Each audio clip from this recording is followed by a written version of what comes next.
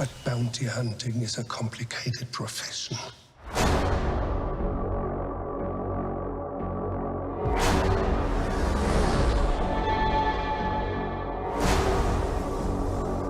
They said you were coming. They said you were the best in the parsec. Would you agree?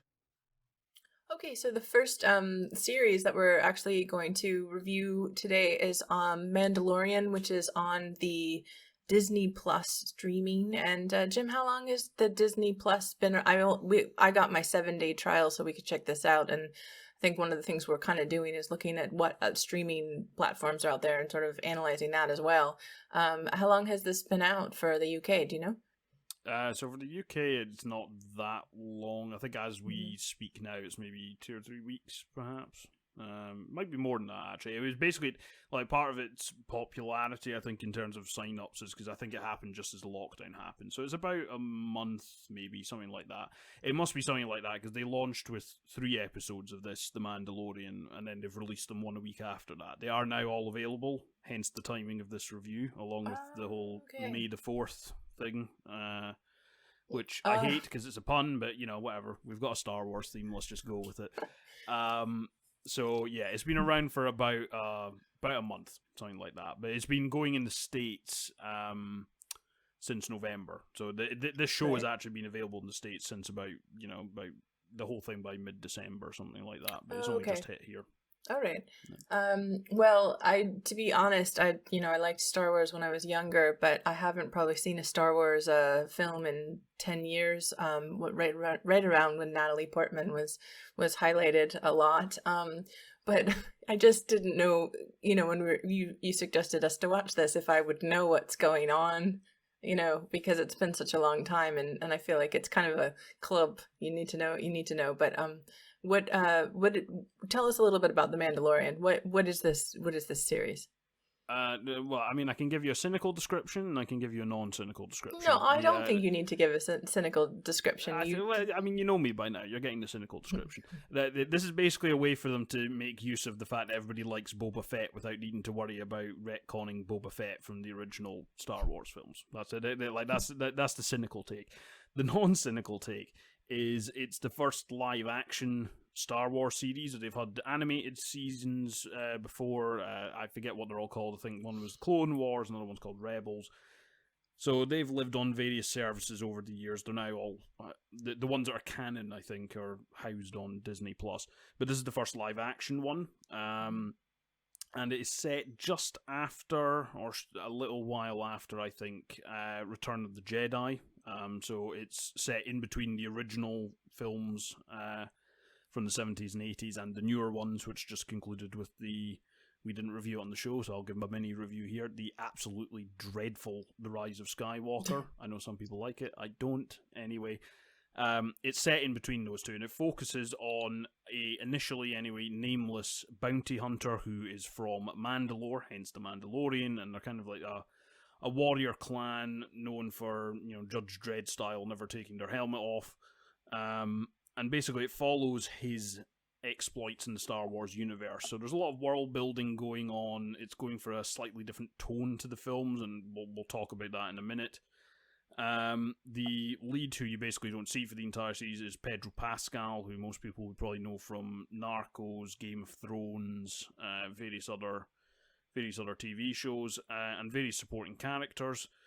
It's probably not a spoiler at this point to say that one of the characters it's mostly puppetry, is the now famous Baby Yoda. So where the Star Wars nerds will want me to point out it's not actually Yoda, but it's a baby of the same species as Yoda, and basically it then follows the Mandalorian trying to protect this character after he saves it from being handed over to the client, played by a delightfully unexpected, I think, Werner Herzog. But that first episode sets the story in motion. Basically, it goes from there with his various misadventures across the galaxy, far, far away, I suppose. Yeah, I mean, the Werner Herzog thing really took me for a loop. I was, it takes me a while to get into series anyway, but then I started watching it, and And I think I could see myself drifting, left and right, looking at my computer. And then I heard his voice and I was like, what is this? And so, no, that was quite interesting casting there. And Baby Yoda is I like Muppets and puppets and things like that. So I just really really quite cute. So I actually found it, once I got into it, I think I enjoyed it more than I thought I would. I think there's some sense of humor to it. I mean, it's not really my kind of sense of humor, but and the story propels you forward, and you want to you want to make sure that in some aspects I enjoyed it. It's not my cup of tea. It's not something I normally would watch, but I for it's well done as a series, of course, and it keeps your attention for sure. Yeah, I mean, for better or worse, and you can interpret those who have seen like the most recent Star Wars media can interpret this as they wish, right? It's one of the better things to have come out since the Disney takeover and Star Wars kicked off again. Like, for my money, I think it's significantly better than the last film. I think it's better than that Han Solo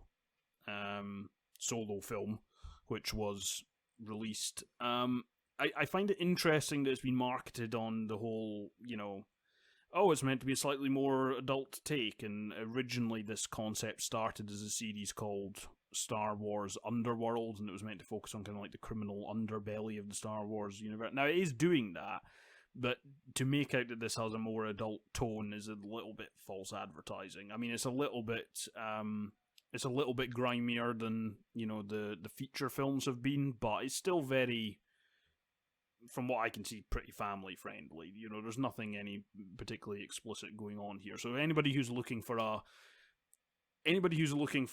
a TV show that is to the Star Wars universe what Logan the film was to the X-Men universe in terms of like tone and different approach, I think they'll be disappointed. It also doesn't really kind of go fully into some of its premises. Like, it's really going for the whole space western thing, and like obviously that's been cited as an influence for Star Wars since day dot, in terms of the influence on that, and like Kurosawa's films and all this sort of thing. Like, so it's all kind of like coming full circle, and you can notice in the soundtrack in particular is really going for this space western feel. Something that actually reminded me of a little bit, and it's maybe a bit of a stretch, but there are definitely overlaps, is with Joss Whedon's series Firefly, which infamously got one season and then was cancelled. I mean, nearly 20 years ago now. We're really going back to when that happened. It has some overlap with that in terms of like the feel of the show, this kind of like dusty, outlaw dominated world. I think it retreats into safe territory by the middle of the series. It very much becomes a far more conventional like Star Wars setup there. So I would have liked to have seen it do more with that, I think. It's enjoyable. I'd struggle to say that it's particularly essential or interesting. I honestly think you could probably say that about most of the new Star Wars media. I've enjoyed it, I've consumed it, and I would probably fit this in alongside that sort of basis. It does. I mean, it does have its interesting moments, but there are bits where I feel like it was stretching. I would have been interested to see what I'd have made of this as a film. I think there's quite a lot of material there, and it's also got the budget for it. It's quite an interesting production process. I find it's one of the first things I've come across is using this sound stage, and then basically this like overhead and fully wrapped around like real time generated scenery, so the lighting is all consistent. So a lot of the locations you see there, they're not physical ones at all, and I think that's done very well. So from a production standpoint, it's actually quite interesting. From a narrative standpoint, I mean, maybe not so much. The short review of it would be not enough Werner Herzog. I mean, honestly, the role that man has in this, I could watch him do that role all day. There is not enough of him in this role.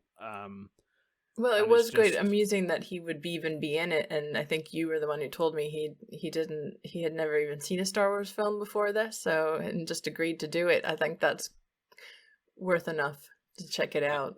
For Yeah, our fan base, I think, is a little bit more of a Werner Herzog kind of fan base than a Star Wars one. I'm a fan of Werner Herzog on several levels. I mean, for obvious directorial reasons, right? But when he pops up in these like incongruous places, like in acting roles, like he's an absolute scene stealer. He's done it in this. He did it in Jack Reacher, right? That Tom Cruise film from a few years ago, which otherwise was completely unnotable. I enjoyed it, but like he's brilliant in that as well. He plays a villain. He pops up in a random episode of Parks and Recreation. Like, honestly, like just when if you want to make something instantly better, just drop Werner Herzog in to like deliver some vaguely nihilistic lines, and it will automatically make it better. Joking aside, though, I do think more of him in this show would have improved it. He is the most compelling villain presence in this to me. Like later on in the series, Giancarlo Esposito shows up, who most people will certainly in this sort of role, most people would know as Gus Fring from Better Call Saul and Breaking Bad. And he's excellent. He does an excellent job, but he appears quite late in the season. He doesn't really get much to get his teeth into. And that's when my problems start to come in with it, because it's then very obviously a setup for the second season, which will be hitting Disney Plus in October 2020. They've already finished filming. It's just like, it then starts to feed back into the Disney content machine. So it's more just, I think there's a lot going for this, but it's more, it depends whether, like me, you will watch something just because it's Star Wars. I think if you're looking for something new out of Star Wars, I think a big game has been spoken with this, but I don't think it's as new as perhaps has been made out. Are you a big Star Wars fan then? Not really. No, I mean, I'm not going to be the person on the phone going, "Well, actually, it's not Baby Yoda; it's the same species as Yoda, and it's referred to as the child." Right? That's not going to be me, right?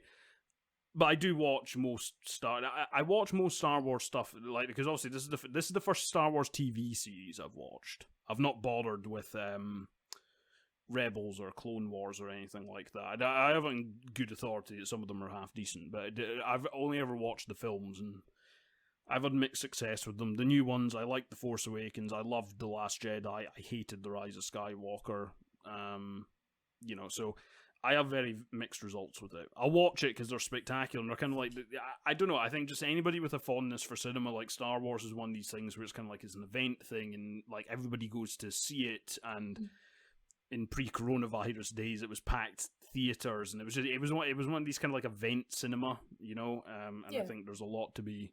I think Harry Potter said for it was like that as well. Yeah, so I mean, I enjoy consuming them from that standpoint. I'd struggle to say I'm particular. I wouldn't describe myself as a Star Wars fan as such, but enough to be interested in Mandalorian. Well, for a long time, and shout out to Steve if he's watching this, my business partner is a massive Star Wars fan, and his house is just filled with Star Wars paraphernalia and whatnot. So I definitely know, the first three films to me are, like they're fun. They're like, you're talking about a Western, they're genre bending themselves a bit. There's comedy, there's like, romance and whatnot. And, I've just felt like it's increasingly gotten out of the films to me, over the years, or at least that's, and so in this way, I think maybe the adultness is the fact that it's trying to bring that back in a bit, maybe like, the rapport with the different characters and stuff. But again, I don't know enough. It's not bad, it's entertaining. It's not like I watched Succession and before that, and I thought that was much better, like for a series. But well, I mean, if we're going to bring that comparison, then yes, Succession is brilliant. The Mandalorian is fine. Like, if we're going to do that, yeah. What I would say about The Mandalorian is basically, I think it's good enough for somebody to give it a shot. I would say if you don't like it after the first episode, then it doesn't strike me as one of these shows that you need to get into, that you need to let settle and get the rhythm of it. I think you're going to know pretty much off the bat whether this is for you or not, to be honest. Yeah, well, there you go.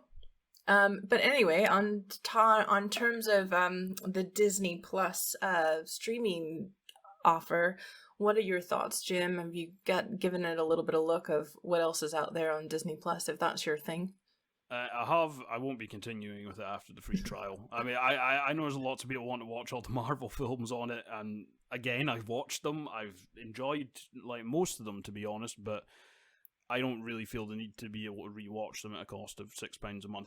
If anybody has done a free trial of Disney Plus for The Mandalorian or whatever, there's one film I would recommend on there, just a little bit off the beaten track there, because it also has access to National Geographic stuff on Disney Plus.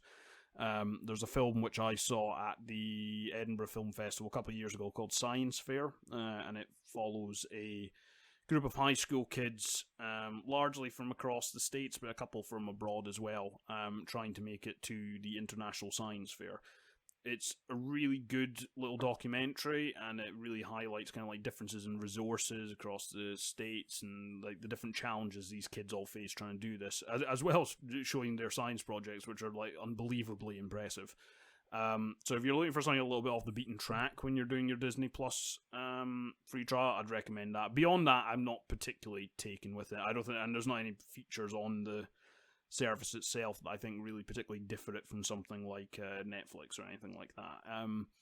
If you've got kids, I'm sure you'll get more out of it, but beyond that, I'm not seeing a whole lot, to be honest. What's making this, to me, it's kind of frustrating. I mean, I know this is old news, but the fact that you have Apple coming out and you have Disney coming out and you have, Hulu, I don't know if Hulu's here, but it's just, how do you, like, you're going to have to sign up to all of these subscriptions in order to get anything these days.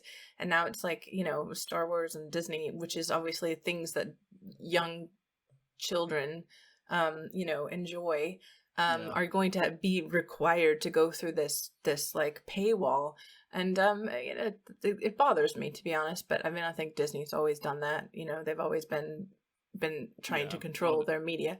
All the different subscription services, it's a bit like old school American cable. It's, meet the new boss, same as the old boss and all that, but, Yeah, well, I will take a look at Imagineering, the documentary, just out of curiosity.